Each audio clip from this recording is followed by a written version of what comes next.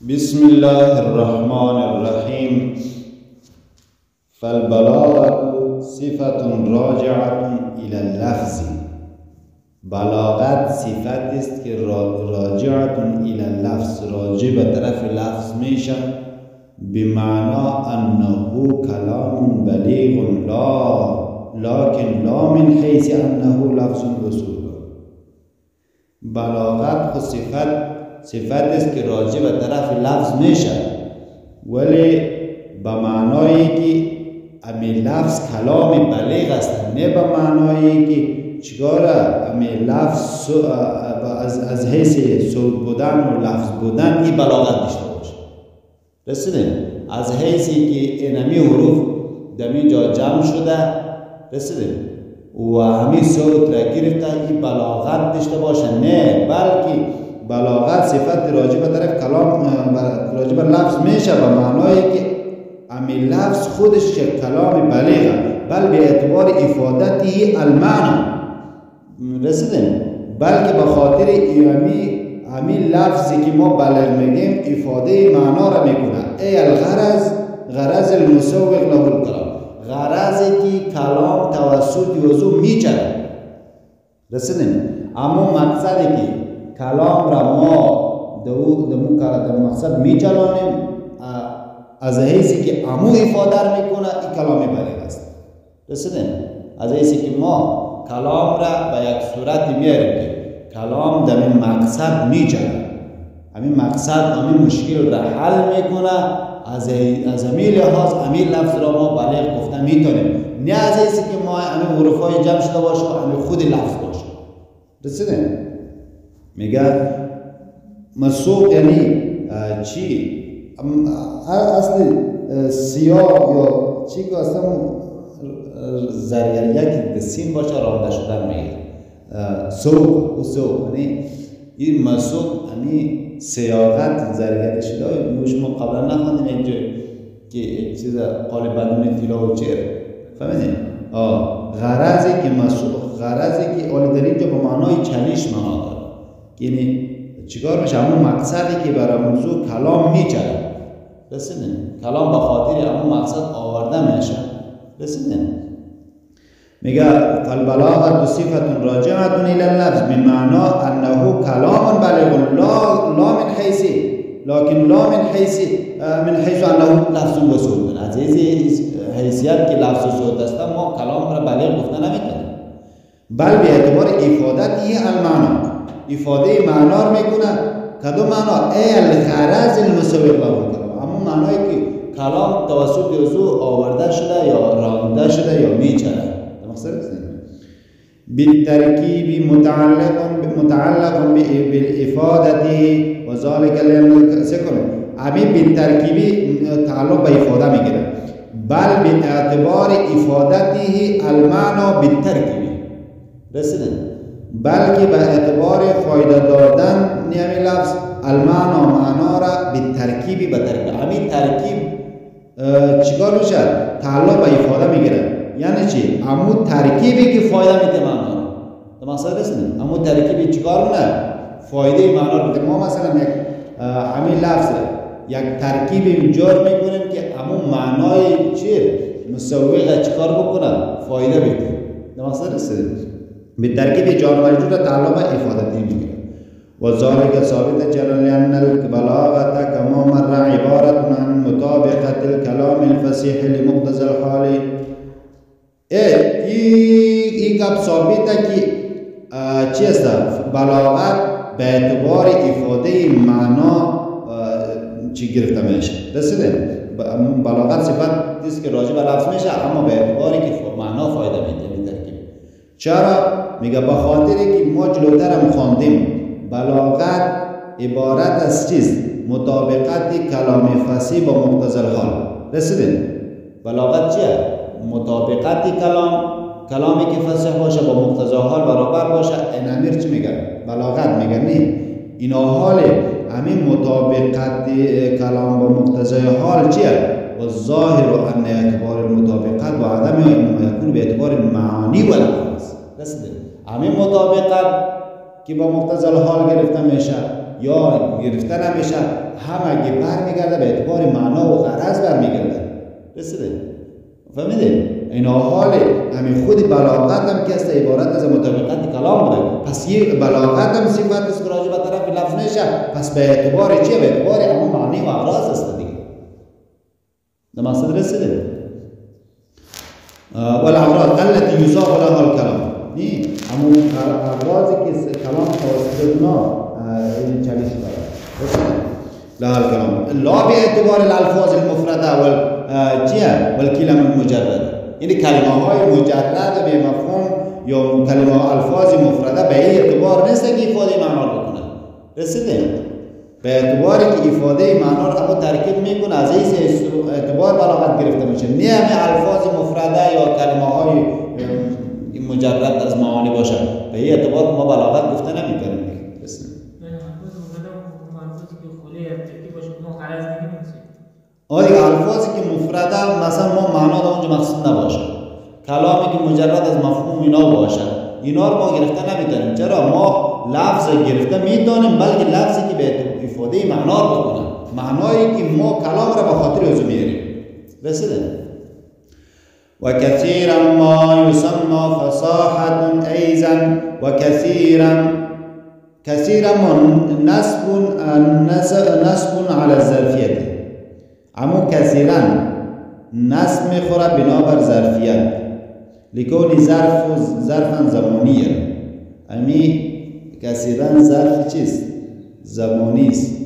لانه من صفت الاحیان. این صفت از برای احیان میگیره و ما للتأکید، ما برای تأکید معنی الکثرت است و العامل فيه قول یسمى است. سعی کنیم امور از مولای بالا میره چی نمیگه؟ کثیرا منصوب است. نسب ازی میگه بنابر چه؟ بنابر ظرفیت است. چرا؟ به خاطر صفت از برای احیان قرار گرفته. صفت از برای احیان قرار گرفته بنابر ظرفیت نسب داده میشه. مایی که کثیرا ما آمد تأکید زیر میکنه و ظرف چی پس من یسما که است او عامل برای این ظرف قرار میگیره. مثلا است این تو میشه احیانا کثیرا. فهمیدی؟ یا اینکه و کثیرا من الاحیان و فی کثیر من الاحیان یسمى فصاحة. مثلا است و فی کثیر من الاحیان. فهمیدی؟ نه یسمى فصاحة کثیرا من الاحیان یعنی بیشتری از همین اوقات که است امینا رو چیکار کنن؟ اینا رو فصاحت یاد میکنن. مثلا است و کثیرا ما نسب على الظرفیت نسب میخوره بنابر ظرفیت لانه من صفت الاحیان به خاطر صفت از برای احیان قرار میگیره. و ما لتأکید ما معنای تأکید معنای کثرت فیکون زایده. ما زایده است و معنای کثرت را تأکید میکنه. مثلا است مثل در قرآن میاد قلیلا ما تشکرون. قلیلا منصوب است بنابر ظرفیت. ما تأکید معنای کثرت چی میکنه؟ قلیل را میکنه. تشکرون امیل قول مثل که یسمى عامل برای چی است؟ کثیرا است و عامل برای کثیرا قلیلا است. رسیدن مقصد نی و ما لتأکید معنی الکثرت والعامل فيه ای فی الظرف قول یسمى است. یسمى ذلك الوصف المذکور. همین وصف مذکور که مطابقت کلام با امرای متصل حال باشه فصاحة ایزنی را فصاحت میگه. کما یسمى بلاغت. یعنی مثل که امیر بلاغت میگه فصاحت هم گفته میده. کلام فصیح هم گفته میده. مثل کلام علی گفته میده. فحيث يقال ان اعجاز القرآن من جهة كونه في اعلى طبقات الفصاحة يراد بها هذا المعنى. از حیثیتی که ما قرآن را یعنی اعجاز قرآن را از جهتی که چی است؟ او قرآن است در بلندترین طبقه فصاحت قرار داده. مثلا رسیده گفته میشه که اعجاز قرآن در بلندترین مرتبه فصاحت قرار داره. یراد بها هذا المعنى. این همین معنا اراده میشه. رسیدیم همین معنایی که کلام مقتضی حال است. مثلا رسیدیم همین معنا اراده میشه و اعجاز قرآن را در بلندترین طبقه چی قرار میده؟ فصاحت قرار میده. که امور بلاغت هم گفته میتونیم یراد بها ای المطابقت لمقتضی الحال و بالفصاحه. رسیدیم امیر بمی مطابقت لمقتضی الحال را یا بالفصاحه را چی گفته میتونیم یراد بها هذا المعنى، امی معنا رو گرفته میتونیم. رسیدیم امی معنا ما میگیم قرآن در بلندترین طبقه فصاحت قرار داره، امی معنا مراد است. امی معنایی که چی باشه؟ فصاحت باشه یا اینکه مطابقت کلام مقتضی الحال باشه. بلاغت فصاحت گفته میشه سرش. ولها ای بلاغت الکلام طرفان اعلی و هو حد الاعجاز. بلاغت کلام دو مرتبه داره. یک مرتبه او صفحه یک مرتبه میجا، یکی مرتبه اعلی هست که حد اعجاز میگه، یکی مرتبه اسفل هست که ملحق به صوت حیوانات میشه. در مقصد رسیده میگه طرفان دو مرتبه داره. اعلی و هو حد الاعجاز و هو ان يرتقي الكلام في بلاغته الى ان يخرج عن طوق البشر و يعجز عن معارضه. یعنی بلاغت خود دو طرف داره. یک مرتبه حد اعجاز. حد اعجاز به این معنی که یعنی آخر عاجز کردن مردم است که مردم یا بشر عاجز میمانند، در اونجا رفتن نمیدانند. در مقصد رسیده میگه و هو ای امی حد اعجاز چیه؟ یرتقی الکلام فی بلاغتی بالا میبره، یرتفع الکلام بالا میبره کلام را فی بلاغتی در بلاغت خود لا بی اخباری عن الموقبات ولا بی اسلوبی الغریب. نه به اعتبار که خبر از غیب میده، نه به اعتباری که یک راه و رویش غریبه داره، نه بلکه در بلاغتش الى ان یخرج از طوق بشر بیرون میشه و یعجزهم عن معارضه بشر را عاجز میکنه در مقابل معارضه بزنی. از همین خاطر ما شما خب بلاغت فصاحت را نمیفهمیم، فقط هم تو چیزایی میگیم ولی در مقصد هم نمیرسیم. اما عرب ها که اصلا در مقصد چی میرسیدن؟ رسیدن وقتی اونا خیلی فصاحت من بودن، یک قرآن یک آیتی که نازل میشد اینا فورا متوجه ازی میشدن، متوجه میشدن که اینقدر فصاحت و بلاغت داره، این از بشر است. چرا خودی کسی یک چیزی مثلا گپی خیلی چی میزنه، او گپی خوبه نمیفهمه. درسته رسیدن هر کس خوبه نمیفهمه، خوبه کسی میفهمه. چی نمیگه که قیمت زر را زرگر داره، چی رقم زرگر میفهمه اگه ارزش زر نه، هر کس خوب نمیفهمه. وای از این صرافانی که هر ناشناس هر زمان خرماره را با دور برابر نه. همون صرافی نفهمه همه خرماره خریدم خود دور یک برابر نه. الله میگه همین با یک تماثل رسید. ولی کسی نفهمه الله میگه همین عربی بودن قرآن تا عربی بودن همین گپای دیگه و همین کتابا یک تماثل رسید. و عربی یا عربی یه او این فرق نمونه. کسی دو میته میگه نمیگن که یک کس خود یک عربی جنگ داده بوده، ایدن فارسی دو میداده بوده، عربی دو میداده بوده، یک نفر خود جنگ امروز من هر چی دو میدم و قرآن قرآن نمیشه، از قرآن بلاغت داره. رسیده میگه و یعجز عن معارضه، از معارضه عاجز نزده. میخاطر خیلی شاعر عرب عاجز ماندن از معارضه. رسیده از معارضه عاجز ماندن و قرآن هم چنین خیلی چندین جا چنین داره نه. این کنتم فی ریب مما نزلنا علی فأتوا بسورة من مثله. مرد میگه بیاره در یک جا میگه شما انس و جن و تمام بودا خودم جمع کنین بیاره. مثل که نمیگه که مرده و زنده مرده و زنده همه که جمع شوید نمیتونه میگه خیلی گپی کده زنده نرخ خود را بالا ارزانی هم نرخ خود را قیمت خود را چی؟ نرخ خود را قیمت جمله عالم گفته ای نرخ خود را بالا قیمت ارزانی هم است. رسیده قرآن اونا را میتو گفت چیز مردن بیاره مرده و زنده جمشی نگه آوردن مرده. و ما یقرب منه عطف علی قول هو، گفته طرفان اعلا و هو دمی هو عطف میشه. هو حد الاعجاز و ما یقرب منه، و چیزی که نزدیک با میزه است. رسیدن اینا رو میگه عطفا على قول هو و ضمیر فی منه و یا ما یقرب منه نیست، عائد الى اعلا. یعنی چی؟ ان الاعلا که است حد اعجاز است و ما یقرب منه.